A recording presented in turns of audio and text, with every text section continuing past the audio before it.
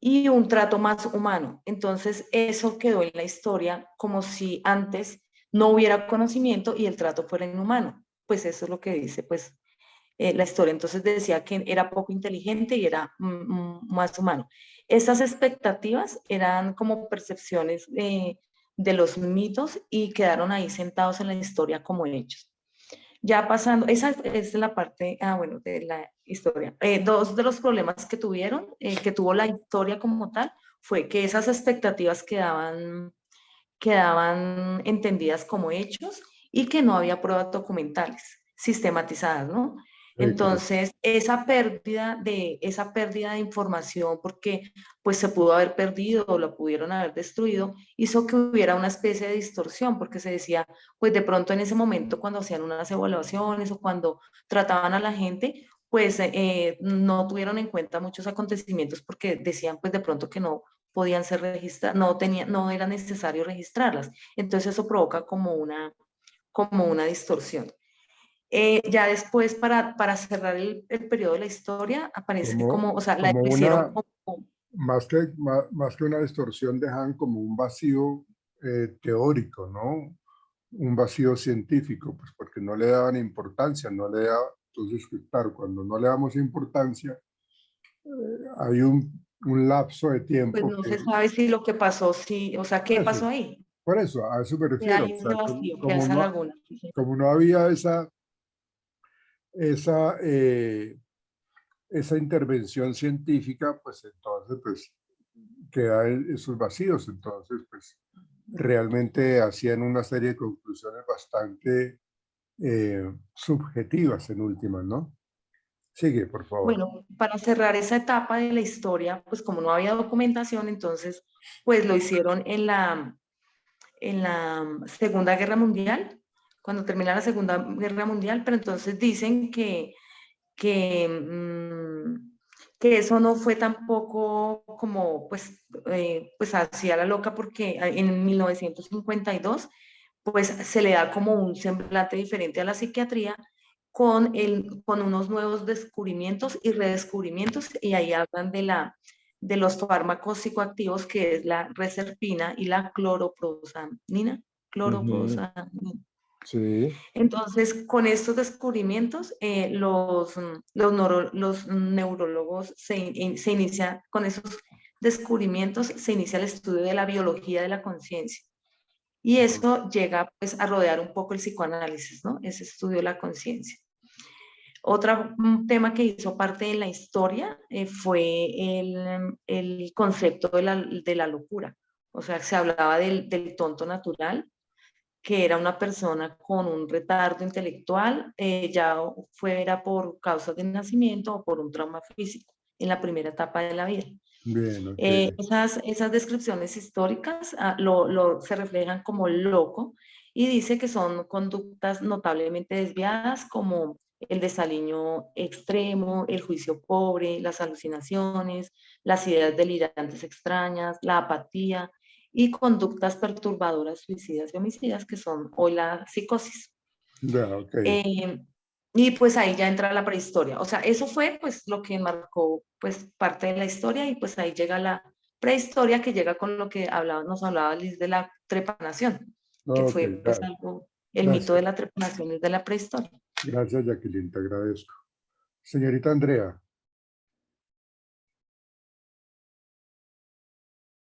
Aquí ando yo.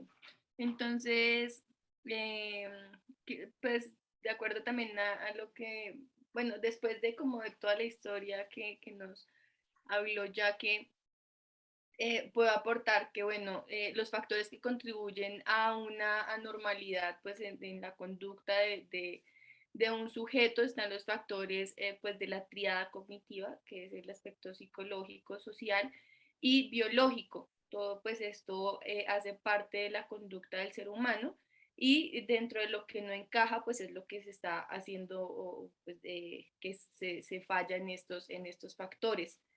También hablamos acerca del origen de los enfoques en la psicopatología. Está la patopsicología, la psicología patológica, la psicología anormal y la psicopatología. Todos Ujú, estos, pues, que lo que hacen, pues, es buscar como el origen de lo que significa como tal la anormalidad en la conducta o sí, de la conducta normal, básicamente.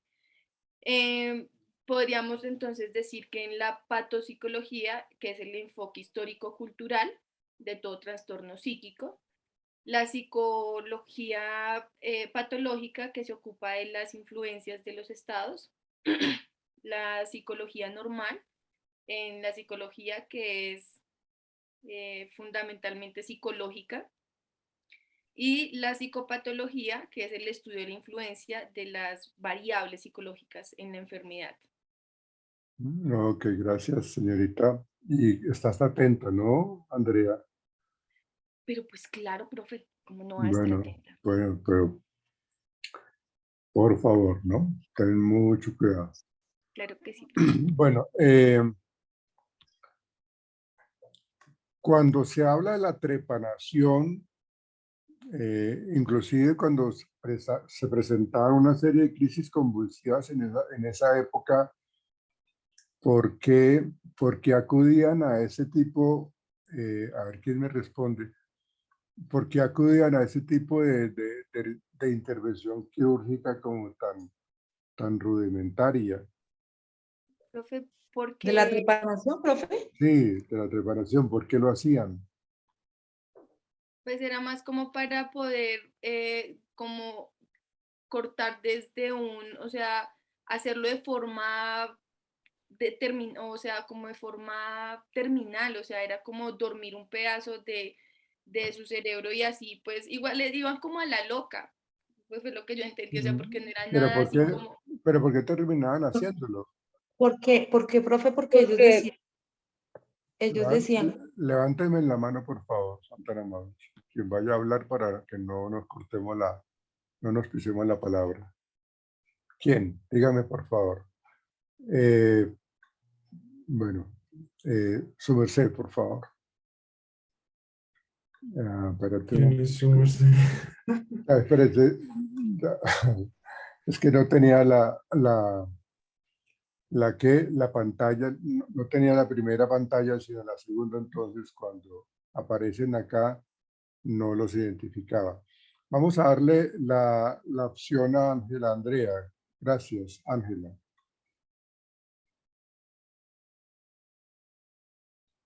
Hola, Ángela. qué pena, no tenía no puedo activar mi micrófono. Básicamente se hablaba de un exorcismo o liberación de cuerpos malignos que entraban al cuerpo y lo Ok. enfermaban. Entonces, ellos creían que cuando se producía ese sangrado, se podía liberar todo eso, ¿no? Esas eran como las ideas que se tenían en ese momento. También se tenía una manera diferente de ver a las personas enfermas, no solamente mentalmente, sino también, por ejemplo, sifilíticas, personas con retraso mental. Entonces era una manera Ujú. de manejar este tipo de comportamiento para los enfermos. Es la Sí, misma claro. lobotomía. Sí, correcto. Exactamente, ¿no? Es algo, fíjense que aquí hay algo importante que retomar un poco y tiene que ver con cuando uno habla de la superstición, pues en esa época pues le daban muchísimo valor a toda esta creencia religiosa, a la existencia del Ser Supremo, pues obviamente sin el ánimo de atacar creencias, pero en esa época era mucho más fuerte y por eso se empezó a hacer ese tipo de intervenciones quirúrgicas rudimentarias, ¿no? Y porque se hablaba muchísimo de esa superstición, ¿no? Al proponer pues explicaciones de cómo se podría estar presentando ese trastorno. ¿Sí? ¿Y por qué lo hacían de esa manera? Pues porque no tenían como una explicación científica, superstición, ¿no? Entonces, eh, un ejemplo de superstición hoy día es de que si yo me paso por debajo de una escalera, algo malo me va a suceder, ¿no? O de que si yo rompo un espejo, pues entonces son 7 años, creo, de, de, de pobreza o de mala suerte, ¿no? son creencias que están muy ligadas a un inconsciente colectivo. Este término del inconsciente colectivo, pues es un término muy acuñado en el psicoanálisis, pero más que todo planteado por Carl Jung. ¿Alguien me lo puede explicar? ¿Saben qué es el inconsciente colectivo? ¿Lo han escuchado? Hans, ¿su merced lo ha escuchado? El término de inconsciente colectivo. No, inconsciente colectivo, no. No los he escuchado. ¿Alguien de pronto? ¿Su merced, Andrea Agudelo? Sí, ¿No son profe, pues no sé supersticiones? si es lo mismo de cuando una persona hace una cosa y las demás personas le siguen haciendo sin saberlo. Por ejemplo, como cuando en un experimento, pues no sé si es así, ¿no? En un experimento que una persona hace como que algo se le cae encima y las demás personas que ven detrás también como que hacen lo mismo sin que se haya caído nada. Ya, ¿Ese es ok. como el inconsciente colectivo? No. Eh, tiene que ver con, o sea, nosotros cuando escuchamos esta frase de que la letra con sangre entra, ¿la hemos escuchado? La letra con sangre entra, ¿no? Sí, sí la hemos escuchado, ¿no? Sí, Sí, profe. en la antigüedad, cuando le enseñaban con la regla pegándole en los dedos. Ok. Andrea, dime, ¿quién te dijo a ti o a quién escuchaste decirle o que te haya dicho a ti la letra con sangre entra? ¿Quién Mi te dijo? mamá, mi mamá Ah, cuando chiquita y yo no, no aprendía las tablas y cuando, cuando chiquita tu mamá o cuando chiquita tú? no, mi mamá me decía a mí que yo no me aprendía las tablas y Ok. ¿Y a ella quién se lo dijo? ¿A tu mami? la mamá y el papá. Y Y a él, ellos así y sucesivamente. exactamente, eso tiene que ver con ese tema del inconsciente colectivo, que realmente no sabemos de dónde viene, pero es algo que lo hemos aprendido de una manera muy de mm, comunicación que se ha venido pasando de generación en generación. Entonces, ese inconsciente colectivo está muy relacionado también con la superstición, ¿no? De que esto es algo que sucede porque eh, lo dijo la vecina o lo dijo alguien importante.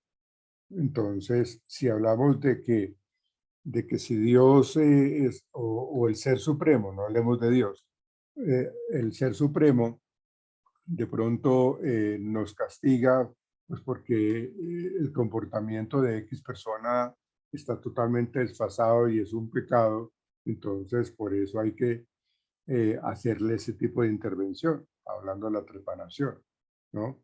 Entonces, de hecho, de tiempos más para acá se hablaba de los azotes o de los choques eléctricos o de las laceraciones, todo eso, eso eran precisamente como intervenciones terapéuticas que realmente, eh, digamos, cómo esa parte venía consolidándose y generándose en un grupo de personas. Y eso se seguía presentando y eso es lo que se mantiene así, ¿sí? Eh, bien, ok. Jacqueline, ¿qué vas a comentar? Profe, pero pues, pues aportando algo de la trepanación, aunque eso eran, pues como fueron deducciones que se hicieron, porque tampoco fueron comprobables, pues decían al comienzo, pues hubo un accidente y hubo un hundimiento de cráneo porque la trepanación ahorita se usa para eso. Entonces, por ejemplo, Paul Broca es el que defendió la teoría de que unas personas con, o sea, con poco conocimiento y antes de la escritura no podrían tener esas, de pronto esas prácticas así como modelo quirúrgico, sino que eso sucedió porque de pronto en algún accidente una persona pues se dio un golpe y pues tuvieron que hacerle los agujeros para sacarle el resto óseo y que después, más allá de que lo siguieran haciendo por esos accidentes, pues vieron que los comportamientos de las personas mejoraban y en base a esa similitud que vieron de comportamientos y de mejoría fue que siguieron aplicando la trepanación. Sin embargo, pues Mercury en 1924 sí decía que definitivamente esa fue la primera prueba de operación quirúrgica del neolítico. Entonces Ujú. nos decía que, o sea, que no se trataba de demonios, o sea, había teorías, hay teóricos que defienden que sí era pues cosas de demonios y que entonces los demonios entraban y sabían por dónde entrar, Ok, pero pues no sabían por dónde salir. Pero bien, otros defendieron pues la teoría de que sí fue una intervención quirúrgica. gracias, Jacqueline. Ahora, quiero hacer otra pregunta para seguir con esta breve reseña de lo que hemos visto en los días anteriores en esta clase. Cuando nosotros hablamos de la heredabilidad y el ambiente, eh, ¿cómo los podemos entonces involucrar eh, en la aparición de estos trastornos mentales?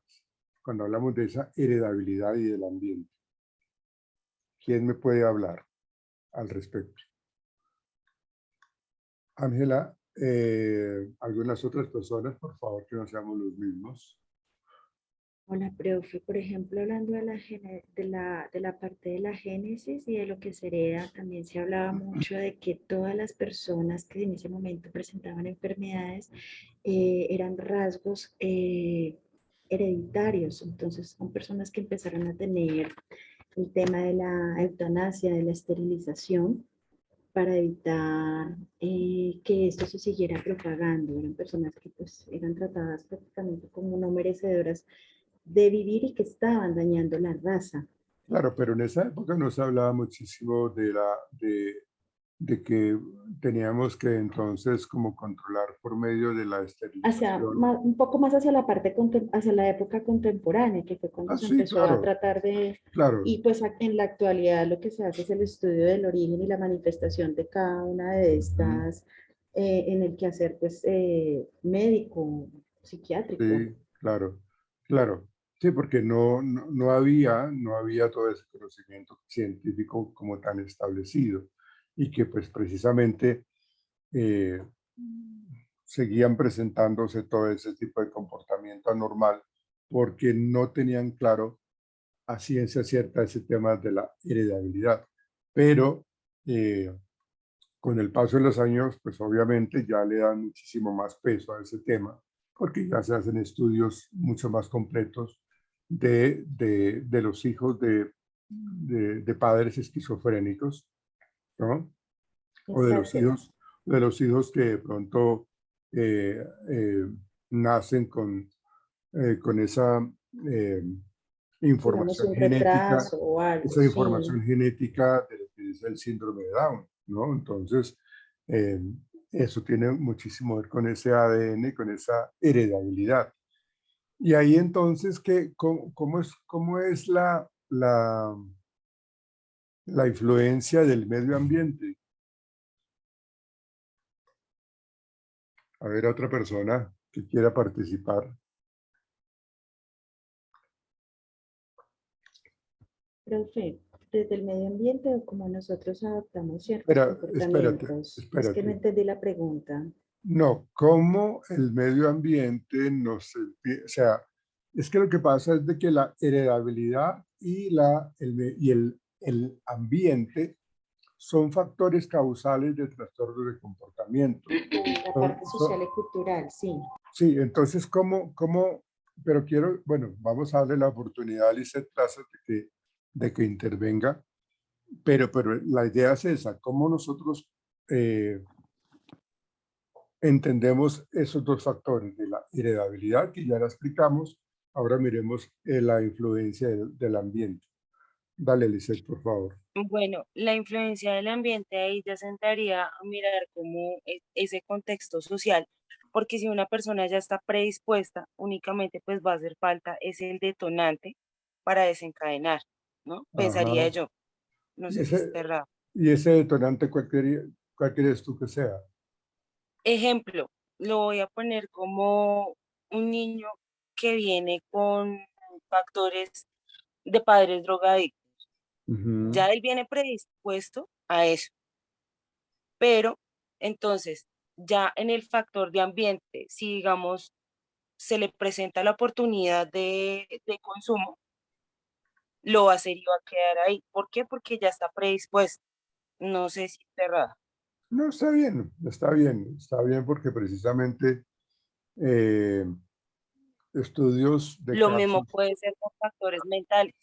mm, hay estudios de casos clínicos que precisamente establecen eso, de que el medio ambiente o el ambiente en donde la persona evoluciona y crece puede ser un caldo de cultivo para la delincuencia o para una conducta social adaptativa, para la demencia o para tener una, entre comillas, salud mental, ¿no? Entonces, el ambiente genera una gran influencia en el comportamiento. Eh, Puede que exista, como puede que no, la presencia de un trastorno mental. Está la predisposición genética, entonces, lo que tú decías ahorita, Lisette, de cómo se puede disparar la presencia de ese trastorno mental, ¿no?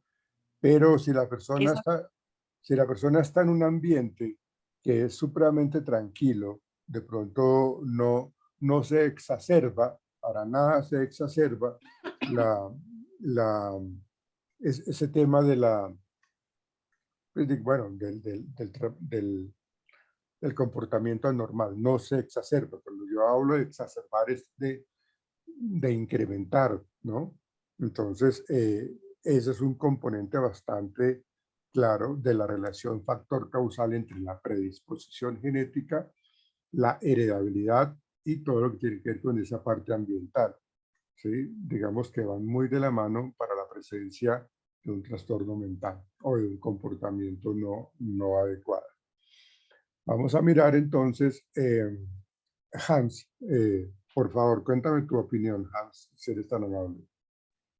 Los trastornos de los que clasifica, digamos, el DSM son de depresión, de ansiedad, el de bipolaridad, que fue los que vimos, y estos se afectan en su mayoría por el tema cultural del medio ambiente.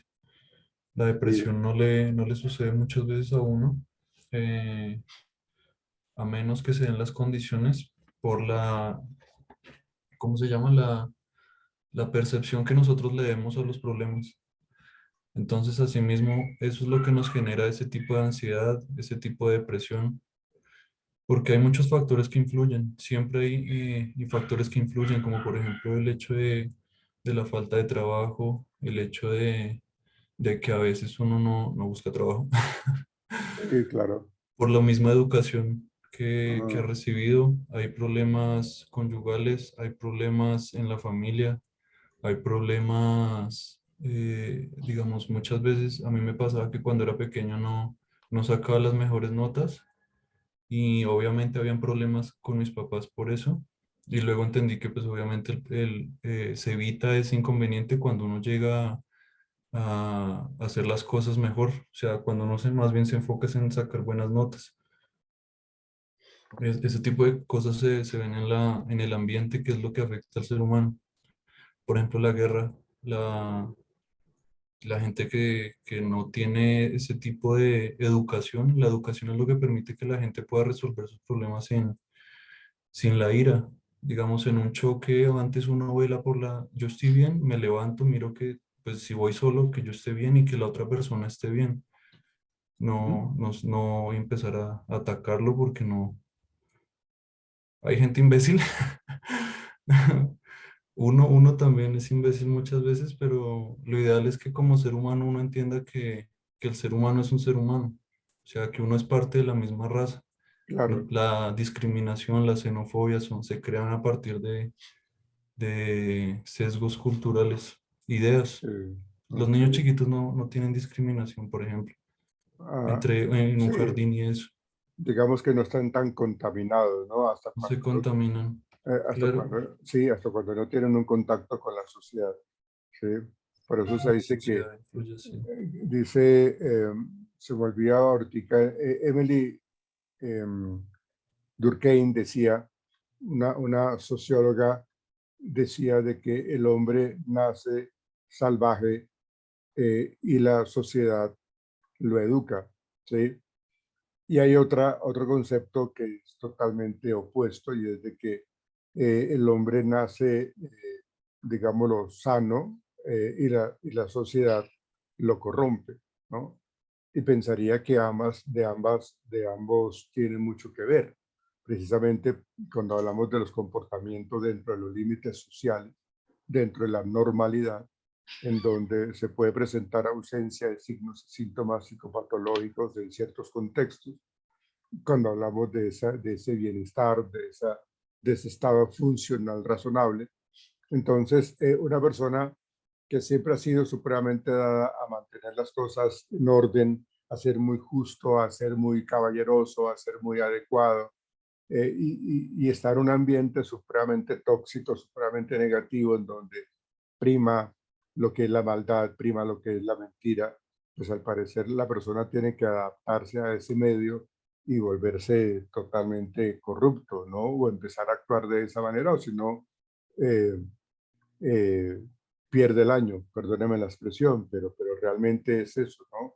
De que la persona termina adaptándose a un comportamiento que no era el de él, pero pues allí el entorno fue generador de esos nuevos comportamientos. Por eso vuelvo y digo que el hombre nace sano y la sociedad lo corrompe, ¿no? Y eso tiene mucho que ver precisamente con esos eh, vínculos sociales, familiares, culturales, porque cada uno de nosotros estamos en un espacio de tiempo, en un espacio geográfico en donde tenemos ciertos tipos de comportamientos y cómo esos comportamientos son adaptativos eh, según el sitio en donde estemos, ¿no? Entonces hay esa relación allí. Bien, bueno, seguimos con ese problema que tenemos de que se nos parten las clases. Ahorita ya nos quedan 6 minutos de esta primera parte. A mí es que la verdad se me ha pasado comentar eso pues para que me solucionen este problema. Pero ahorita cuando se acabe la clase, la grabación, volvemos en 6 minutos, por favor. Pero bueno, eso era lo que yo quería hacer como ese pequeño resumen de lo que hemos visto en clase, de lo que es como la historia un poco del comportamiento normal, de lo que catalogamos como lo que es normal y lo que es anormal, ¿no? Acuérdense que si hablamos de nosotros de anormalidad, estamos hablando de sufrimiento, de angustia, de incapacidad, de una desadaptación social funcional, ¿no? Entonces la persona realmente es incapaz de enfrentarse a las exigencias que le demanda el espacio en donde está. Y entonces eso lleva a que los comportamientos sean totalmente incomprensibles, eh, digamos que rayan contra lo que normalmente o lo que esperaríamos sea de que está dentro de la normalidad, de lo racional. Entonces, cuando rompemos o cuando pasamos esas líneas, ya al parecer estamos hablando de lo anormal, es considerado anormal. Entonces, se espera que las personas, pues, obviamente se controlen, eh, pero pues no todo el mundo lo puede hacer por aquello de, de la presencia misma de esas patologías, ¿no? Y esa anormalidad nos lleva a tener una violación pues, en las normas sociales, en las normas morales establecidas por un medio social, ¿no? Entonces, eso es algo supremamente importante. Entonces, hablamos de esa salud mental como la ausencia de síntomas eh, sin que, pues digámoslo, sin aclarar un estado óptimo de salud, ¿no? O sea, no es de que no tengamos a esos momentos de depresión, no quiere decir de que, y eso lo hablaba yo en clase, de que el tener depresión no quiere decir de que yo haya perdido la cordura, ni nada por el estilo, ¿sí? La idea es determinar qué tanta adaptabilidad yo tengo o qué tanta no adaptabilidad tengo o me hace falta, ¿no? Entonces, esa adaptación es un término muy importante, muy apropiado, pero no muy acertado, dependiendo del contexto en donde se toca el tema de lo patológico, ¿no? Porque si yo soy una persona supremamente, es decir, si yo no soy agresivo en un mundo caótico, si yo no pienso en mis derechos y me la dejo dedicar de todo el mundo, pues entonces, pues lógicamente voy a perder el año. Entonces necesito ser agresivo, necesito en cierta manera manejar un poco mi supervivencia, necesito actuar un poco con violencia. Entonces, dependiendo del contexto, vamos a mirar cómo se juega con el tema de la adaptación, ¿no? Entonces, tendría que ver muchísimo eso. Bueno, nos quedan 3 minuticos. Acá ahora voy a compartir, ahora que regresemos, vamos a mirar un poco la manera como nosotros vamos a intervenir un poco haciendo uso de la evaluación clínica para poder identificar ciertos tipos de problemáticas, ¿no? Entonces, ¿qué es lo que vamos a utilizar nosotros para poder entender el comportamiento anormal? ¿Qué tipo de estrategias, cómo las vamos a utilizar para evaluar el comportamiento anormal? ¿Sí? Seguramente ustedes ya las han escuchado. De hecho, ustedes en la asignatura que están viendo antes de la mía, que es pruebas psicológicas, precisamente una de ellas es, una de las maneras que uno utiliza como psicólogo es las pruebas psicológicas para poder tratar de diagnosticar dentro de la manera mucho más objetiva, dentro de la manera más confiable, Profesional. sí, lo más confiable, ¿no? Para poder emitir un concepto. Pero no solamente son las pruebas psicológicas, nosotros tenemos una gran cantidad de pruebas psicológicas para evaluar un poco la salud mental, ¿sí? Y hay otras estrategias para poder nosotros evaluar exactamente eso. Entonces, aquí, y volvemos al tema que estábamos trabajando ayer de la ética profesional, para poder nosotros hacer las cosas bien, para poder entonces obtener buenos resultados según se haya hecho bien o no esa evaluación. Entonces vamos a mirar exactamente eso, vamos a centrarnos en ese tema, porque es importante entender de que el comportamiento anormal es de gran importancia y obviamente nosotros como terapeutas debemos hacer procesos de evaluación para poder, y bien hechos, para poder entonces con el DSM-5 dar un diagnóstico supremamente más aterrizado y mucho más lógico y que sea realmente el que es, porque eso es lo que necesitamos. Entonces, ya nos queda un minuto, permítanme, voy a volver con ustedes en un minutico, ya nos volvemos a ver y comenzamos con ese tema de lo que es la evaluación, cómo nosotros debemos evaluar, qué tenemos que entender de este tema de la evaluación. Entonces ya nos volvemos.